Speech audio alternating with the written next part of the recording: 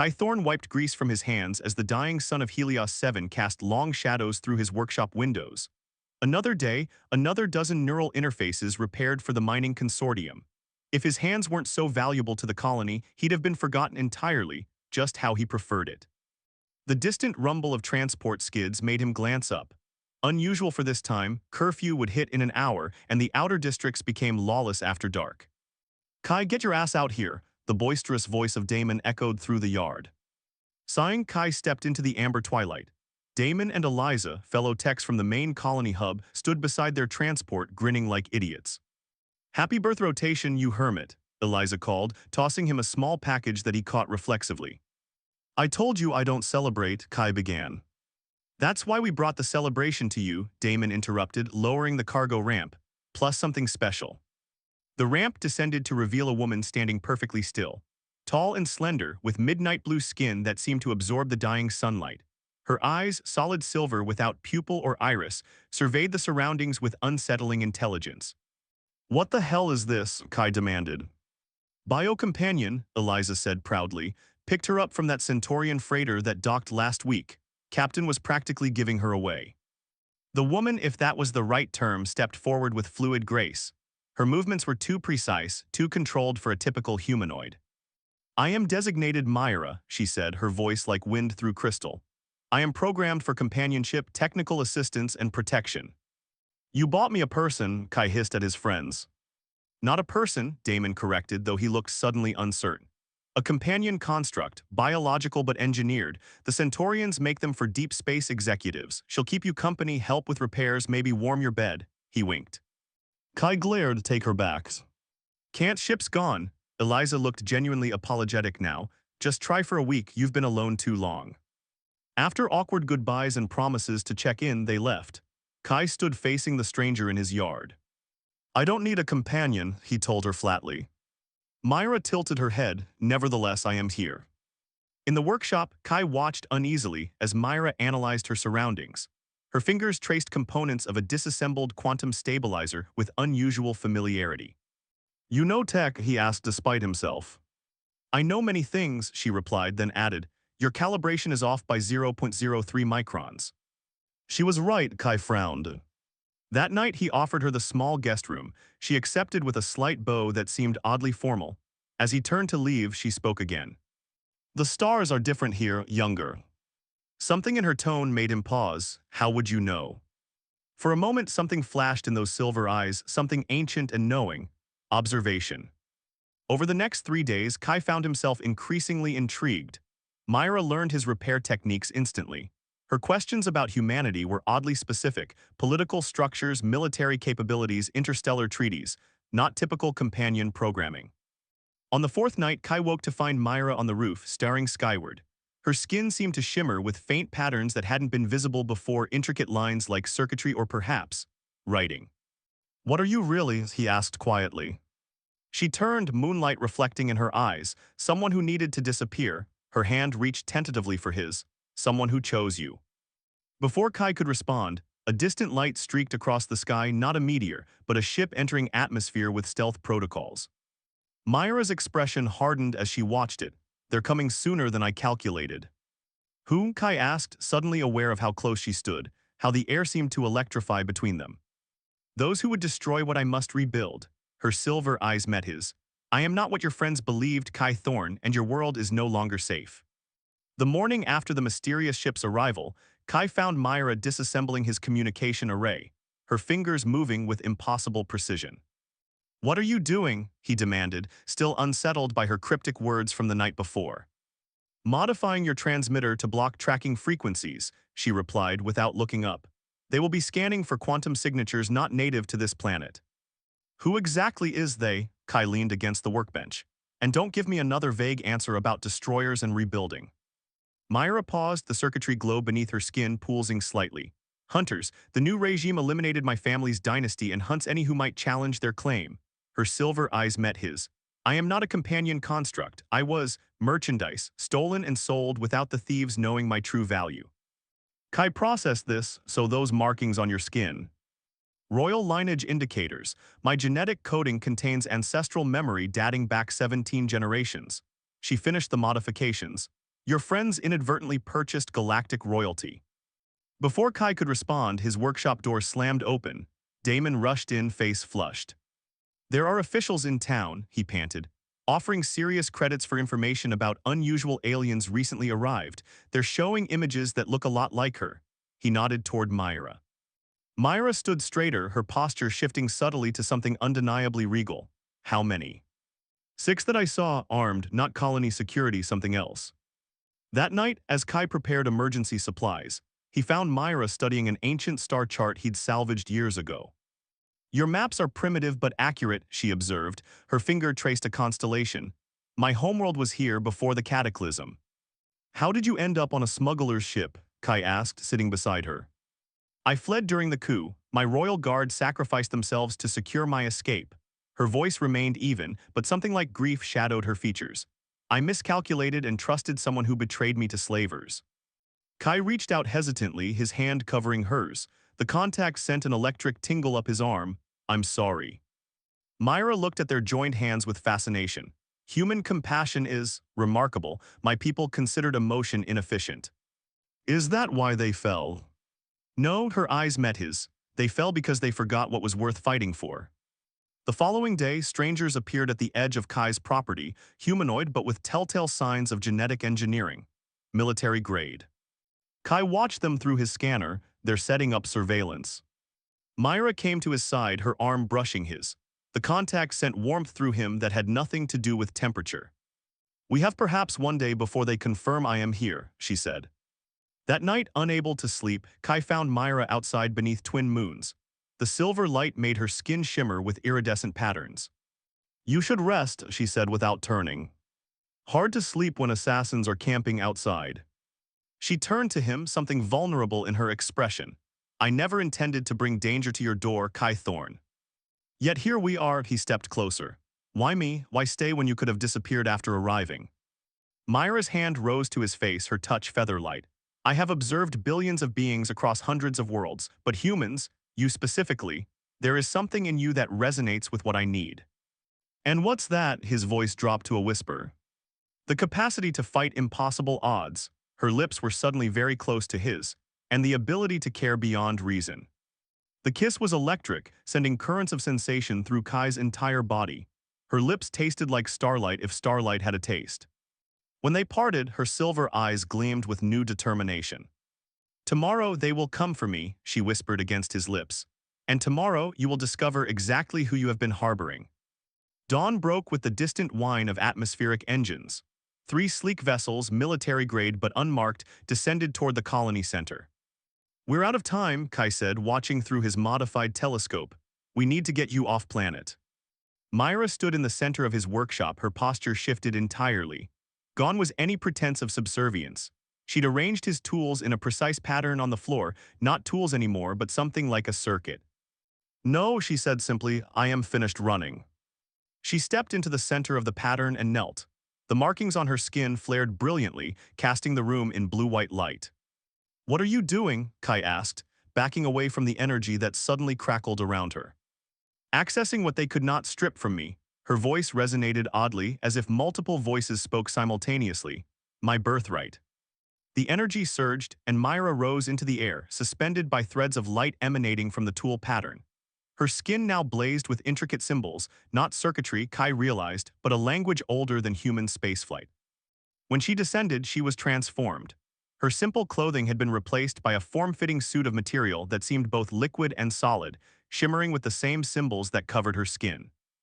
Valeriana, she said, meeting his shocked gaze. My true name is Valeriana Tel Astra, sovereign designate of the Stellaris Dominion.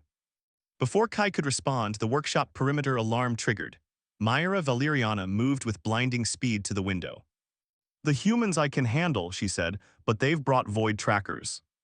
As if summoned by her words, something massive crashed through the workshop roof. A creature like living shadow, 3 meters tall with limbs that bent wrongly, landed between them. Valeriana's hand flashed out, a stream of concentrated energy striking the creature. It shrieked, folding in on itself before vanishing. We must go now, she grabbed Kai's hand, the touch sending a shock of power through him. They fled through the back as more creatures breached the workshop. In the storage bay, Kai unlocked his emergency transport, a rebuilt mining skiff he'd modified for speed. As they raced across the desert badlands, Valeriana explained between firing energy bursts at their pursuers. I am the last of the ruling bloodline. My genetic code contains activation keys for ancient weapons systems scattered throughout this sector, weapons that could overthrow the usurpers. That's why they want you alive, Kai realized, swerving to avoid weapons fire. Yes, and why they will never stop hunting me. They reached an abandoned mining outpost by nightfall. Inside, temporarily safe, Valeriana's royal demeanor softened. You've risked everything for someone you barely know, she said, her fingers tracing the cut on his cheek from their escape. I know enough, Kai replied. The adrenaline of the day gave him courage. He pulled her closer, his lips finding hers. This time the kiss deepened, their bodies pressing together with desperate need. Her skin against his sent currents of pleasure unlike anything he'd experienced. When they separated, her silver eyes had darkened with desire. My people bond for life, she whispered. Royal bonds are especially intense. Kai smiled against her lips. Is that a warning or a promise? Their bodies came together in the darkness, alien and human finding unexpected harmony. Where their skin touched, light seemed to flow between them, building to blinding intensity as they moved as one. Afterward, lying in each other's arms, Valeriana traced symbols onto his chest. What are you writing? He asked. Your name, she said softly. In the royal script, no human has ever borne such a mark. First time for everything, Kai replied, pulling her closer as the hunter's ships passed overhead searching. The mining outpost's ancient security system blared a warning at first light. Kai and Valeriana raced to the observation deck to see 3 sleek ships landing in formation, disgorging armed troops and more of the shadow creatures. Void trackers, Valeriana explained, her royal armor materializing around her body. Created to hunt my bloodline specifically, they sense the energy signature in my genetic code. How many can you handle? Kai asked, checking the makeshift weapons he'd assembled overnight. Not enough, her silver eyes met his. Kai, what happens next will change everything. If you wish to leave, I would understand. Instead of answering, he kissed her fiercely. Tell me the plan. Valeriana smiled, a predator's smile. We make them regret hunting us. They separated to enact her strategy. Kai rigged the outpost's ancient mining explosives while Valeriana prepared a trap at the main entrance, inscribing symbols that glowed with power. The first wave breached the lower level within minutes, human mercenaries in advanced combat gear. Kai triggered the explosives, collapsing the entrance tunnel on half their forces. The commander is approaching, Valeriana's voice came through the communicator Kai wore. I recognize his energy signature, Baron Krell, my father's former general who betrayed us. The shadow creatures, the void trackers, phased through walls surrounding Kai. Fighting with desperate skill, he managed to disable 2 using the modified energy weapon Valeriana had enhanced for him. The third pinned him against a wall, its limbs elongating to wrap around his throat. Suddenly, the creature shrieked and dissolved. Valeriana stood in the doorway, power crackling around her like a storm. They dare not truly harm you now, she said, helping him up. The bond we formed last night, they can sense it. You carry a trace of my genetic signature. Together, they fought their way to the command center, where Baron Krell awaited. The Baron, tall, pale, with eyes like burnt amber, smiled cruelly when he saw them. The last tell Astra, he said, and her human pet. How disappointing to see your bloodline reduced to such desperation.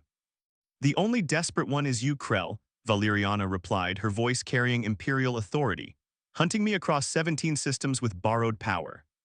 As they spoke, Kai quietly activated the outpost's ancient defense matrix, which he'd reprogrammed during the night. The Baron laughed. Your dynasty is dead, princess. Your world's divided among worthier rulers. What exactly do you think you can accomplish? Restoration, Valeriana said simply, nodding slightly to Kai. He triggered the defense system. Energy fields activated, trapping the Baron's elite guards in stasis fields. The Baron himself moved with inhuman speed, evading the trap and launching himself at Valeriana. Their battle was blinding, powers clashing in bursts of energy that shook the outpost's foundations.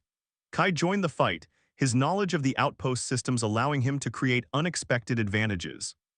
When the Baron had Valeriana pinned, energy blade at her throat, Kai used the moment to activate his final modification, a pulse that disrupted the Baron's neural enhancements. Valeriana seized the advantage, her hand driving forward to touch the Baron's forehead. Something like lightning passed between them, and the Baron collapsed, unconscious but alive. Why not kill him? Kai asked, breathing hard. Valeriana's expression was both regal and sad. Because the restoration cannot begin with vengeance, that was my father's mistake.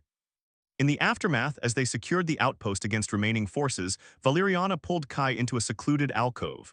Their bodies came together with urgent need, the danger and victory heightening every sensation.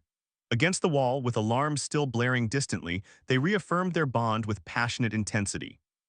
After still breathless, Kai asked, "What happens now?"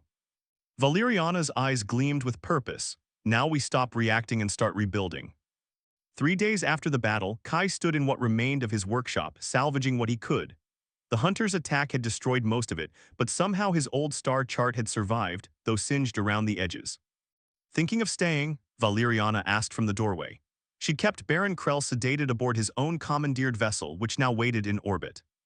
Not much left to stay for, Kai replied, running a hand through his dust-covered hair. But I'm not sure I belong among galactic royalty either. Valeriana approached, her movement still carrying that unmistakable regal grace.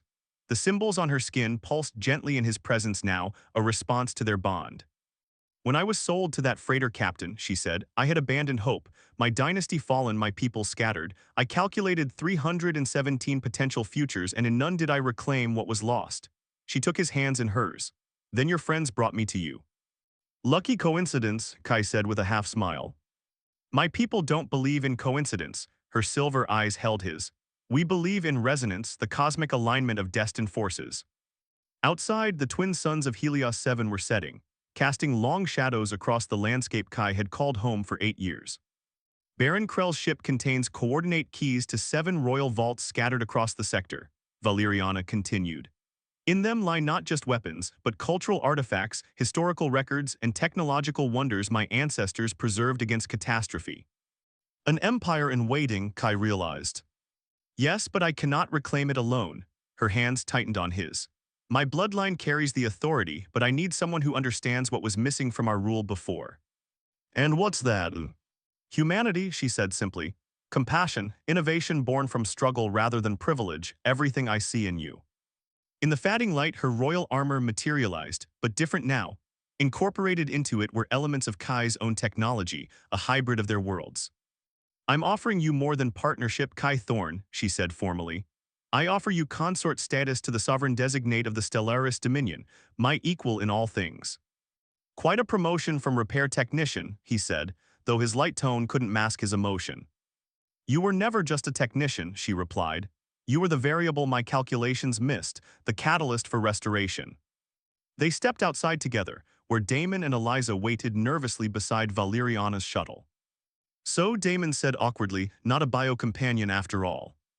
Not exactly, Kai laughed. He turned to his friends. Thank you for the worst birthday gift that turned out to be exactly what I needed. After goodbyes and promises, including royal pardons for their unwitting involvement in galactic affairs, Kai and Valeriana boarded the shuttle. As they rose through the atmosphere, Helios 7 shrinking beneath them, Valeriana guided Kai's hand to a console embedded with the same symbols that marked her skin. Place your palm here, she instructed. When he did, energy flowed between them. The ship's systems illuminated with new patterns, his patterns, somehow incorporated into the ancient technology. The royal vessels recognize you now, she said, as do I. In the zero gravity of ascent, she floated toward him, her body moving with ethereal grace. Their kiss was both tender and fierce, a promise of passion and purpose entwined. The usurpers believed they destroyed the Tel Astra dynasty, she whispered against his lips. They never imagined it would be reborn through union with a human. The stars of deep space welcomed them as the ship accelerated toward the first vault coordinates. Ahead lay danger, discovery, and the challenge of rebuilding an empire with a new vision. One forged between a displaced queen and the engineer who had unwittingly changed the fate of galaxies. Ready? She asked, her silver eyes reflecting starlight. Kai smiled, his hand finding hers as they faced the viewscreen together. For the first time in my life, I think I am. The ship jumped to lightspeed, carrying them toward their shared destiny among the stars.